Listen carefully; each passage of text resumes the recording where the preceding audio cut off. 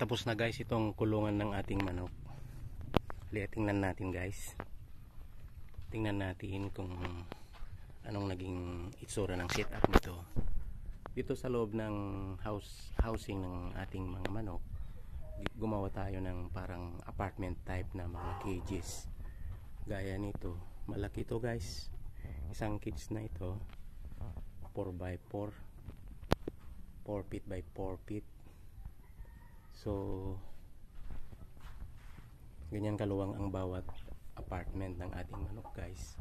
So bali dito sa side na ito, bali 4 na apartment yan, para just in case na makakuha tayo ng kakaibang breeding ng manok, pwede nating isegregate sila dyan, exclusive.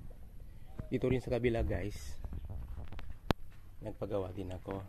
So bali 8 lahat itong pinagawa ko na apartment type na kulungan ng ating manok. Gaya niyan, bali 4 din yan na magkakahilera. Hinihintay na lang kung sino maging mga tenants nila. Pag makakuha tayo ng mga iba pang lahi, gaya ng Rhode Island Red or Black Australorp, pwede nating ilagay dyan, para sa ganon hindi mahaluan ng ibang lahi ang kanilang exclusive na lahi or exclusive na breeding.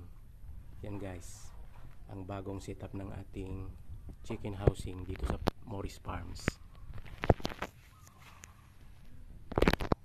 Dito sa baba,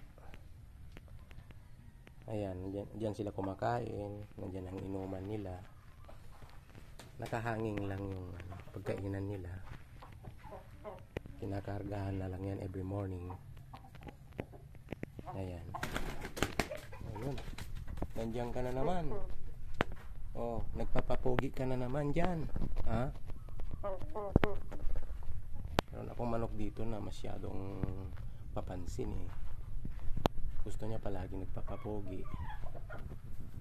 Bali, ano ito guys? 16 na lang na piraso itong manok ko, kaya lang masyadong marami pa rin yung roster.